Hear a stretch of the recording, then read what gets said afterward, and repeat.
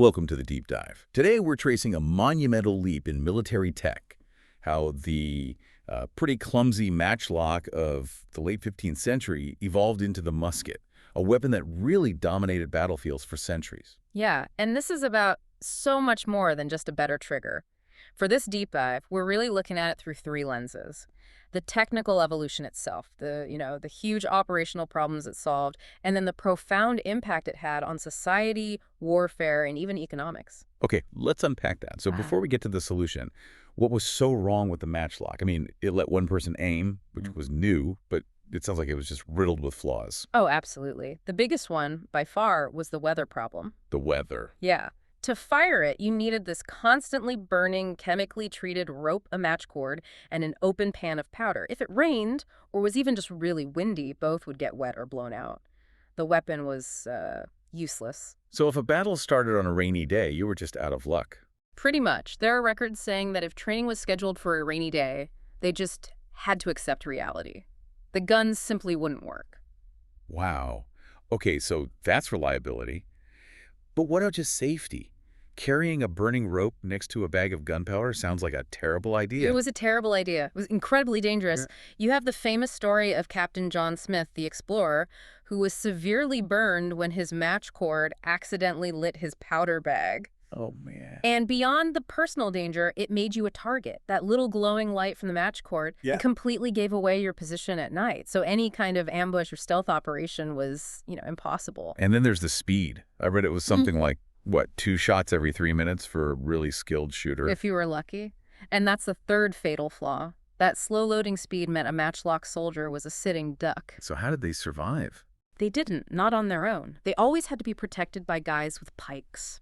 In formations like the Spanish Tercio, you'd have about a third of the force as gunners, and they were surrounded by pikemen just to keep cavalry from running them down while they reloaded. So the weapon's weakness literally defined the entire army's structure. Exactly. Okay, so here comes the musket, codified in Spain around 1521, and its first goal was just brute force, right? This thing sounds enormous. It was a beast, 10 to 11 kilograms. You needed a fork-like rest just to hold it up, but that size gave it incredible power. We're talking a 23-millimeter caliber. And that power was aimed at one specific target. The knight. That huge 50-gram lead bullet could punch straight through a knight's heavy breastplate from 100 meters away. It didn't just wound them, it completely neutralized the most expensive elite soldier on the battlefield. But that raw power still doesn't fix the rain problem.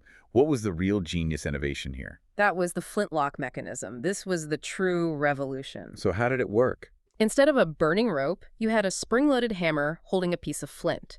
When you pulled the trigger, the hammer slammed the flint against a piece of steel called a frizzen. And that creates a spark. A hot, reliable spark right into the priming pan, on demand, instantly. The weather problem, gone. The glowing match giving you away at night, also gone. It was a complete game changer. And they got lighter over time, too. Oh, much lighter. By the English Civil War in the mid-17th century, they were down to a manageable 4.8 kilos. A single soldier could carry it and operate it easily. So this one innovation doesn't just change the gun, it feels like it changes the world. It absolutely does. Militarily, it allows for the shift from those dense tercio formations to shallow lines of infantry, 2 to 4 ranks deep, all firing at once to maximize firepower. And I guess that's the end for the pikemen then. Almost. The final nail in their coffin was the socket bayonet around 1690. Now, the musket was a pike. Your musketeer could shoot from a distance and defend himself up close. He was a complete, self-sufficient soldier. Which feels like a huge democratization of warfare. You don't need a lifetime of training and expensive armor like a knight anymore. Precisely. You can train a musketeer in weeks. This shifts power away from the feudal aristocracy to centralized states that could afford to raise and equip these new mass-standing armies. And the economic impact. Huge. The demand for standardized muskets spurred large-scale manufacturing, boosting the steel and metalworking industries. And this tech spread everywhere. It got to Japan in 1543 and basically altered the course of their history forever.